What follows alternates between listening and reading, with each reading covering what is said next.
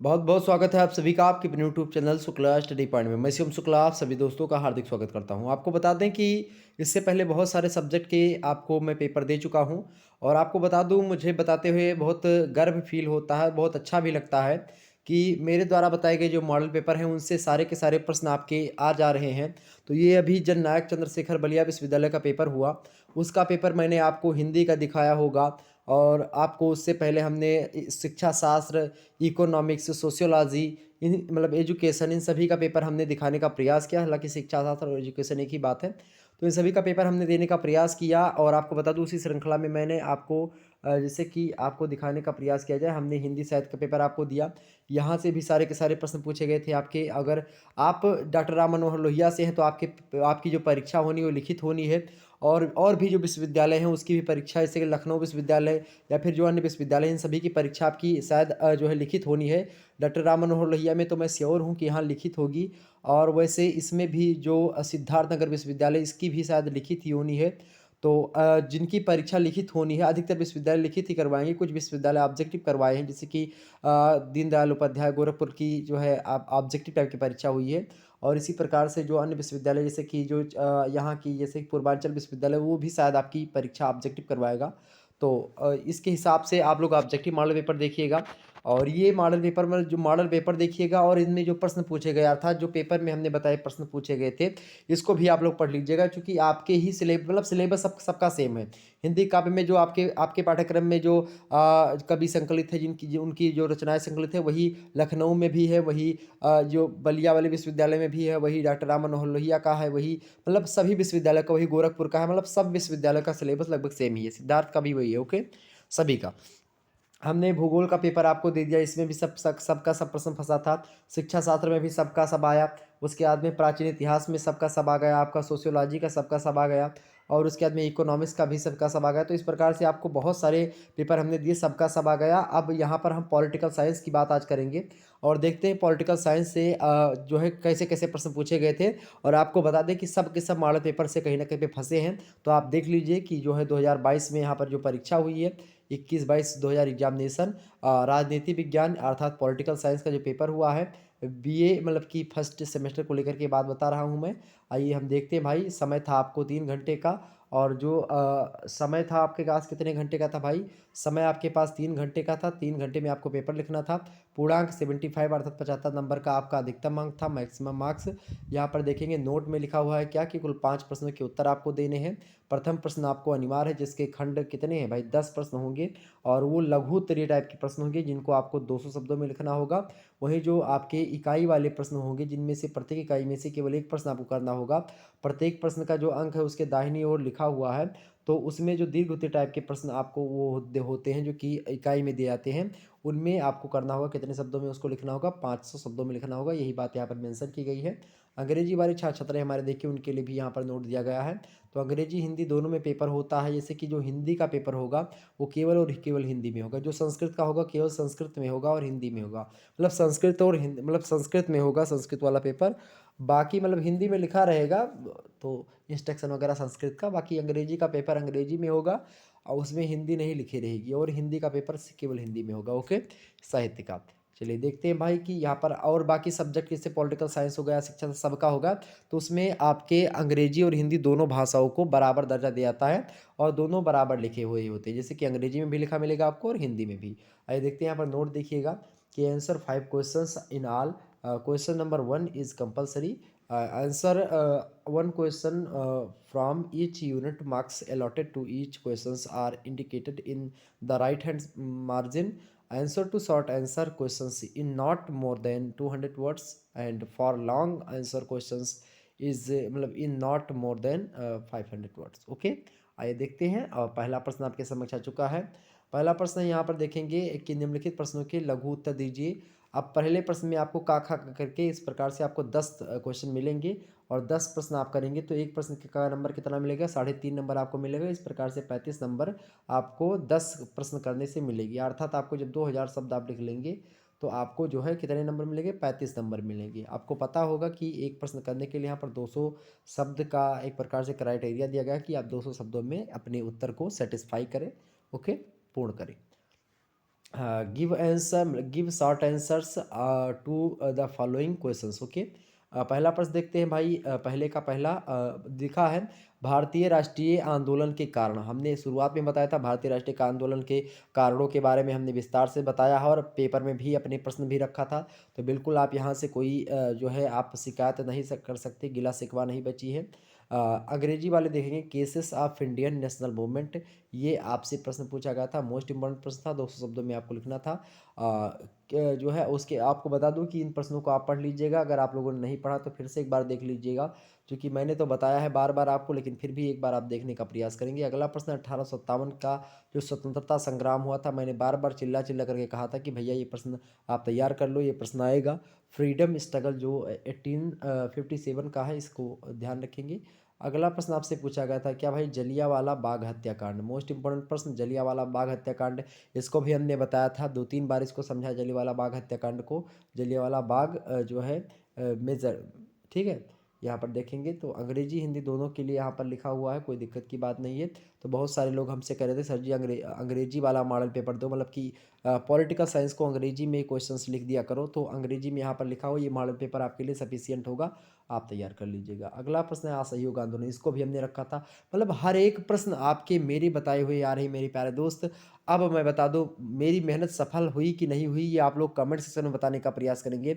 जो छात्र छात्राएं हमारे जो है चौधरी चरण सिंह, मतलब जो वहाँ के विश्वविद्यालय के हैं, जो चंद्रशेखर बलिया विश्वविद्यालय है जहाँ का पेपर है, वहाँ के छात्र छात्राएं जो हो कमेंट करें कि सर जी आपके मॉडल पेपर से हमने देखा था और इतने प्रश्न आए, अगर आया हो तो आप सही बताइएगा। सही क्या, मैं तो पूरा का पूरा साक्षात हूँ, मॉडल पेपर कहीं गया नहीं है, आपके प्लेलिस्ट में पड़ा हुआ है और ये वीडियो भी पड़ा हुआ है। दोनों की आप प्रश्नों को लिख लीजिए और उसके अंदर मिला लीजिए, देखिए कि कैसे कैसे सारे के सारे प्रश्न फंसे हुए हैं। देखते हैं नॉन कोऑपरेशन मूवमेंट, हमने इसको भी समझाया है आपको, आगे समझते हैं भाई। एक चैप्टर चैप्टर में भी हमने बताने का जो है प्रयास किया है। अगला प्रश्न देखेंगे भारतीय संविधान के प्रमुख स्रोत। स्रोत माने होता है कि भारतीय संविधान जो बना है वो कैसे बना, कहाँ कहाँ से, मतलब किस किस देश से। जैसे आयरलैंड के संविधान से नीति निर्देशक सिद्धांत लिया गया, directive principles of state policy दी गई। अमेरिका के संविधान से हमने जो है मौलिक अधिकार को लिया, फंडामेंटल राइट्स को लिया। रूस के संविधान से हमने फंडामेंटल ड्यूटीज़ को लिया, अर्थात मौलिक कर्तव्य को लिया, या अनुच्छेद 51 का के अंतर्गत सम्मिलित है भाग 4 के का में। तो ये कई चीज़ें हैं जो कि आपके पाठ्यक्रम, मतलब कि पाठ्यक्रम में थी भारतीय संविधान। तो ये हमने जो है मॉडल पेपर जब हमने दिया था उसमें भी इस प्रश्न को जो है मतलब कि इंडिकेट किया था, रखा था। और इसके साथ साथ इसको हमने बताया भी था, खूब चिल्ला चिल्ला करके बताया था, ठीक है। आगे समझते हैं, अर्थात major sources of Indian constitution, most important है। अगला प्रश्न आपके समक्ष है। अगला प्रश्न क्या है भाई, देखने का प्रयास करें आप सभी लोग, मोस्ट इंपॉर्टेंट है। सभी प्रश्नों को हमने आपको बताया है मॉडल पेपर में, और सभी को हमने बताया है। संविधान सभा के गठन का वर्णन कीजिए। संविधान सभा का जो गठन हुआ था उसके बारे में आपको बताना था, ये भी हमने बताया था। 3 घंटे की वीडियो पड़ी हुई, आप देख लीजिएगा, उसमें सब पड़ा हुआ है। मॉडल पेपर में भी प्रश्न रखे गए थे, उसमें भी हमने बताया था उत्तर को, इसको भी। Describe the composition of the जो है कॉन्स्टिट्यूनेंट, मतलब कि कॉन्स्टिट्यूंट असेंबली जो है उसी को संविधान सभा कहा जाता है। तो इसके बारे में आपको बताना था। अगला प्रश्न आपसे पूछा गया था मेरे प्यारे दोस्त। अगला प्रश्न क्या था, 6वां नंबर पर यहाँ पर देखेंगे, 6 वाला प्रश्न है भारतीय संविधान की प्रस्तावना, अर्थात प्रियम्बल ऑफ इंडियन कॉन्स्टिट्यूशन। यह भी हमने मॉडल पेपर में आपको बताने का प्रयास किया था। Be the people of India, हम भारत के लोग भारत को एक संपूर्ण प्रभुत्व संपन्न समाजवादी पंथ निरपेक्ष लोकतांत्रिक गणराज्य बनाने के लिए ये फला फला प्रकार के न्याय, स्वतंत्रता, बंधुत्व, ये तमाम प्रकार की चीज़ें हमने यहाँ पर बताने का प्रयास किया था। तो आपकी प्रस्तावना के बारे में आपको समझाना था। अगला प्रश्न आपसे था भाई, नीति निर्देशक तत्वों का स्वरूप। नीति निर्देशक तत्वों के बारे में भी हमने बताया था, जो तत्व माने स्वरूप, अर्थात nature of directive principles of state policies. इसकी प्रकृति को आपको समझाना था। प्रकृति माने होता है कि ये कैसा है, क्या है इसमें, जैसे कि जो 36 से अनुच्छेद 36 से अनुच्छेद 51 तक जो है डीपीएसपी शामिल है आपके पाठक, मतलब कि सिलेबस में रखे गए हैं। अर्थात आपको बता दें कि अनुच्छेद 36 से लेकर के अनुच्छेद 51 तक का जो अनुच्छेद है, ये भारतीय संविधान के अनुच्छेद की मैं बात कर रहा हूँ। वहाँ पर जो है नीति निर्देशक सिद्धांतों को रखा गया है, उसमें बहुत सारी चीज़ें बताई गई हैं, वही आपसे पूछ रहा ये भी हमने बताया था। अगला प्रश्न हमने बताया था भारतीय राष्ट्रपति के बारे में भी हमने बताया था, इंडियन प्रेसिडेंट, ये भी हमने अपने पाठ्यक्रम में रखा था कि भारतीय राष्ट्रपति की अवहर्ताएँ, कि भारतीय राष्ट्रपति का अनुच्छेद कहाँ से कहाँ तक, तो अनुच्छेद 52 से लेकर के अनुच्छेद 61 तक है, जहाँ अनुच्छेद 52 में एक और भारत के जो राष्ट्रपति होते हैं उनके निर्वाचन की पद्धति, मतलब कि उनके मतलब ये बताएगा कि भारत का एक राष्ट्रपति होगा, ये बताया गया अनुच्छेद 52 में। और वही बताया गया कि अनुच्छेद 61 में उस पर महाभियोग चलाने की प्रक्रिया बताई गई है कि हम राष्ट्रपति अगर कोई गलत कार्य करता है तो उसको हम लोग कैसे जो है उसके पद से उसको पदच्युत कर सकते हैं, अर्थात उसको हटा सकते हैं। इसके बारे में भी अनुच्छेद 61 में प्रावधान किया गया। तो अनुच्छेद 52 से 61 तक जो है राष्ट्रपति के बारे में बताने का प्रयास किया गया है। तो ये प्रश्न पूछा गया था, बढ़िया प्रश्न था, एग्जाम से हमने जो एग्जाम से में आया और हमने रखा भी था। देखिए कैसे कैसे सारे के सारे प्रश्न फंस रहे हैं, कहीं अलग से कोई नहीं आ रहा है। अगर आप लोगों ने पढ़ा हुआ होता, मेरे प्यारे दोस्त अच्छे तरीके से पढ़ लिया होता, जितने वीडियो मेरी पड़ी हुई हैं अभी आप जाकर के उनको देख लीजिएगा तो उतना ही सफिशियंट हो जाएगा, उतने में ही आप सारी की सारी चीज़ें कर पाएंगे। प्लेलिस्ट में जाइएगा, प्लेलिस्ट खोजिए, प्लेलिस्ट में पड़ा हुआ होगा, सारे के सारे वीडियो एक तरफ से आप देखने का प्रारंभ करें और उसको देख डालिए, चाहे डॉक्टर राम मनोहर लोहिया के, चाहे जो भी विश्वविद्यालय के हों आप। अभी पेपर अगर आपका नहीं हुआ है तो देख लीजिएगा। और 2022-23 की जो परीक्षा होनी है उनके छात्र छात्राएं अगर इस वीडियो को देख रहे हैं तो वो भी एक प्रकार से अपने लिए तैयारी मान सकते हैं। बहुत ही इंपॉर्टेंट ये प्रश्न है, 2023 में भी ऐसे प्रश्न आपको देखने को मिलेंगे। लगभग यहाँ से 10 के 10 प्रश्न मैं बता दूं, यहाँ से 10 के इन 10 प्रश्नों में से लगभग और लगभग 8 से 7 प्रश्न या 7 से 8 प्रश्न जो है आपको 2023 में देखने को मिलेंगे यहीं से। ठीक, 22 में तो आएंगे ही आएंगे।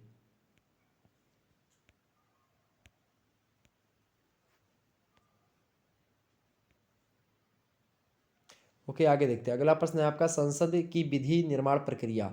संसद की विधि निर्माण प्रक्रिया मतलब संसद जो है किस प्रकार से कानून बनाती है, अर्थात लॉ मेकिंग जो है प्रोसेसेस ऑफ पार्लियामेंट। पार्लियामेंट में किस प्रकार से जो है नियम या कायदे या फिर जो बिल होता है, संविधान में संशोधन करना हुआ होता है, किस प्रकार से कोई कानून पारित करवाया जाता है, कैसे लोकसभा में ले जाते हैं, कितने तिहाई 2/3 बहुमत से कैसे पारित करवाते हैं, क्या होता है, संसद का सत्र चल रहा होता है या नहीं, ये तमाम सारी चीज़ें तो वो आपको यहाँ पर बताने का प्रयास करना था, मतलब कि 200 शब्दों में। तो ये थे कुछ प्रश्न। आप दीर्घ उत्तरीय टाइप के प्रश्नों को आप लोग देख लीजिएगा, दीर्घ उत्तरीय अर्थात long answer type question. Long answer जो क्वेश्चन है आपकी यूनिट 1 अर्थात यहाँ पर देखेंगे। अब यहाँ पर इनमें से केवल एक ही प्रश्न करना होगा। जैसे दूसरा प्रश्न यहाँ पर दिया हुआ है आपका कि भारतीय मतलब भारत में राष्ट्रीय चेतना के उदय के प्रमुख कारणों पर प्रकाश डालिए। बढ़िया प्रश्न था, इसको भी हमने बताने का प्रयास किया। भारत में राष्ट्रीय चेतना का जो उदय हुआ, राष्ट्रीय चेतना मतलब कि जो राष्ट्रवाद जो है ना, हमने इसको पढ़ाया है खूब विस्तार से, चैप्टर 1 में बोर्ड पर भी पढ़ाया है और इसको हमने और भी अच्छे तरीके से समझाने का प्रयास किया है कि भारत में राष्ट्रवाद जो उदय हुआ है वो किन कारणों से हुआ, उनके प्रमुख कारणों पर हमने विस्तार से चर्चा करी है। अगर आप लोगों ने नहीं देखा है तो देख लीजिएगा उसको, आपके एग्जाम्स में भी आ सकता है। ओके, 10 नंबर का प्रश्न था और ये देखिए फंस गया आपका। और थोरोलाइट लिखा है क्या भाई, अंग्रेजी वालों देखेंगे, throw light on the main reasons for the rise of national जो है मतलब कि consciousness in India. Most important प्रश्न था, एग्जाम्स में अभी भी आएगा ये प्रश्न, तो ये बात ध्यान रखिएगा। ये प्रश्न आना आना तय है अगर आप लोगों ने इसको पढ़ लिया और ये वीडियो पढ़ी हुई हमारे चैनल पर ऑलरेडी। चैप्टर 1 के नाम से paper 2 chapter 1 BA first year board पर हमने पढ़ा है इसको। अगर आप लोग देख लेते तो निश्चित तौर पर आपको अच्छे अंक प्राप्त होंगे। अगला प्रश्न अथवा करके दिया, मान लेते किसी छात्र छात्रा को ये प्रश्न नहीं पता था तो इसके स्थान पर आप ये वाला प्रश्न कर सकते थे। दोनों में से केवल एक ही प्रश्न करना है, दोनों नहीं करने, ये बात ध्यान रखेंगे क्योंकि पहले बता दिया गया है कि जो है प्रत्येक इकाई से केवल एक प्रश्न आपको करने हैं। ओके, देखेंगे प्रश्न क्या है, भारत छोड़ो आंदोलन पर निबंध लिखिए। ये प्रश्न भी हमने रखा है, आपको पता होगा ये प्रश्न हमने खूब अच्छे तरीके से बताने का भी प्रयास किया है। सेपरेट वीडियो इसकी हमने बनाई भारत छोड़ो आंदोलन के बारे में, क्विट इंडिया मूवमेंट जो है इसके बारे में, right an essay on quit India movement. Most important प्रश्न है, एग्जाम्स में लगातार आता है। अगला प्रश्न देखेंगे आप सभी लोग, इकाई 2 यूनिट जो है 2 आपका प्रश्न है आपका कि भारतीय संविधान में वर्णित मौलिक अधिकारों के महत्व की चर्चा कीजिए। मोस्ट इंपोर्टेंट है, मौलिक अधिकारों के महत्व के बारे में आपको बताना था। मौलिक अधिकार भारतीय संविधान के भाग 3 के अंतर्गत अनुच्छेद 12 से लेकर के अनुच्छेद 35 तक संकलित किए गए हैं। और आपको बता दूं जो है ये भारतीय संविधान में अमेरिका के संविधान से ग्रहण किए गए हैं। तो ये बात हमने आपको वीडियो में बताई थी, इन प्रश्नों को भी रखने का प्रयास किया था, बताया था कि ये प्रश्न इंपॉर्टेंट है, आ सकता है। अंग्रेजी वाले ध्यान देंगे कि discuss the importance of fundamental rights जो है मेंटेड मतलब कि जो है mentioned in the Indian constitution. अगला प्रश्न इसके स्थान पर था, मान लेते ये प्रश्न आपको नहीं पता था, चौथा नंबर, तो इसके स्थान पर आप पांचवा कर सकते थे। चौथे और पांचवें में से केवल आपको एक ही प्रश्न करना था और दिया है अथवा करके, ठीक है, दोनों में से केवल एक ही प्रश्न करना है। यहाँ पर देखेंगे पांचवा नंबर प्रश्न है कि नीति निर्देशक सिद्धांतों की विवेचना कीजिए। प्रश्न क्या है, नीति निर्देशक सिद्धांतों की विवेचना कीजिए, अर्थात discuss the directive principles of state policy. प्रश्न क्या है भाई? Discuss the directive principles of state policy, नीति निर्देशक सिद्धांतों की व्याख्या कीजिए। इस प्रश्न को भी हमने आपको बताने का प्रयास किया। देखिए सारे के सारे प्रश्न आ गए हैं आपके हमारे मॉडल पेपर से, और बहुत ही अच्छा लग रहा है हमको। आपको तो एक प्रकार से प्रसन्नता हुई होगी जब आप लोगों ने पेपर में देखा होगा कि सर जी के द्वारा बताए गए बहुत सारे, क्या लगभग सारे के सारे प्रश्न आपके फंस गए हैं। तो आपको निश्चित तौर पर बहुत अच्छा लगा हुआ होगा। चलिए अगला प्रश्न देखते हैं। छठवां नंबर प्रश्न आपके समक्ष है। छठवां नंबर प्रश्न है कि भारत के राष्ट्रपति की संवैधानिक स्थिति एवं शक्तियों का मूल्यांकन कीजिए। तो ये भी हमने आपको बताने का प्रयास किया था कि भारत के राष्ट्रपति के बारे में, उसकी शक्ति, उसकी अहर्ता, उसका निर्माण, उसकी चुनाव प्रक्रिया कैसी होती है, इसके बारे में आप पढ़ लीजिएगा। देखिए आ गया प्रश्न 10 नंबर का प्रश्न है ये। अंग्रेजी में देखेंगे, evaluate the constitutional position and powers of the president of India. तो इसके बारे में आपको पढ़ना था, अंग्रेजी वाले भी ध्यान दीजिएगा। और अगर मान लेते ये प्रश्न आपको नहीं पता तो दूसरा प्रश्न इसके स्थान पर आप कर सकते थे। 7वां नंबर प्रश्न दिया गया था। क्या प्रश्न है भाई आपका? 7वां नंबर प्रश्न देखेंगे कि भारतीय प्रधानमंत्री की स्थिति एवं भूमिका को समझाइए, अर्थात explain the position and role of Indian prime minister. Most important प्रश्न है। इस प्रश्न को भी हमने आपको बताने का प्रयास किया था, रखा था एग्जाम्स में कि आएगा एग्जाम्स में, भारतीय प्रधानमंत्री के बारे में पढ़ लीजिएगा। तो ये प्रश्न देखिए आ गया आपका। और सर्वोच्च न्यायालय के बारे में भी हमने आपको बताया था। आप देखिए अगला प्रश्न आपसे पूछा गया था यूनिट जो है आपका 4 से। देखिए 8वां प्रश्न है कि भारतीय सर्वोच्च न्यायालय का संगठन एवं शक्तियों का वर्णन कीजिए। ये भी प्रश्न इंपॉर्टेंट है, आपके एग्जाम से में आ सकता है। ये हमने मॉडल पेपर में भी आपको रखा था। डिस्क्राइब द जो है organisations and powers of the supreme court of India. Most important प्रश्न है, एग्जाम से में आएगा। और अगला प्रश्न हमने ये भी रखा था आपको, ये जो है अथवा करके दिया है, केंद्र और राज्य संबंध को लेकर के, ये भी हमने रखा था।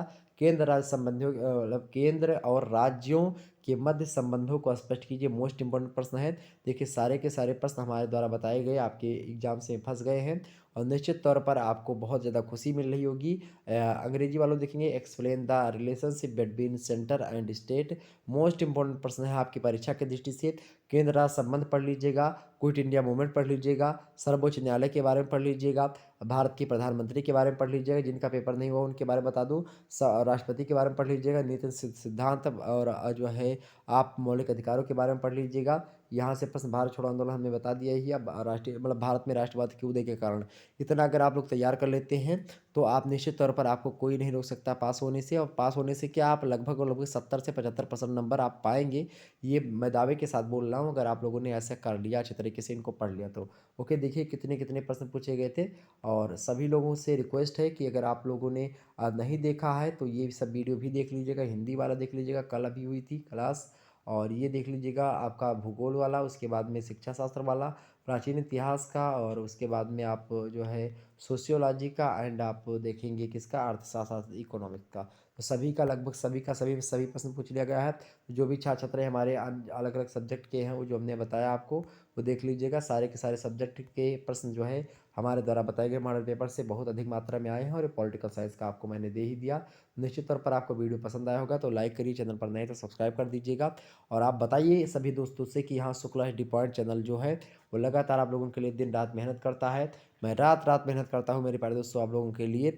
और तभी एक प्रकार से आपको बता दें कि ये प्रश्नों को फंसाने की टेक्निक जो है आप आती है जब आप लगातार पढ़ेंगे, आप पिछले 5-6 सालों के पेपर देखेंगे, तभी आपको यह पता चलेगा कि हाँ कौन कौन से प्रश्न बन सकते हैं, क्या प्रश्न इंपॉर्टेंट है, और कैसे प्रश्न का एक प्रकार से ट्रेंड रहा है, और कैसे प्रश्न बनते हैं। तो ये सब हमने जो है आपको जो है विगत वर्षों के अनुभव के माध्यम से आपको बताने का प्रयास किया है। तो बहुत बहुत धन्यवाद आप सभी का हमारे साथ जुड़ने के लिए। इसी प्रकार से अपना प्यार दुलार हमेशा से बनाए रखिएगा।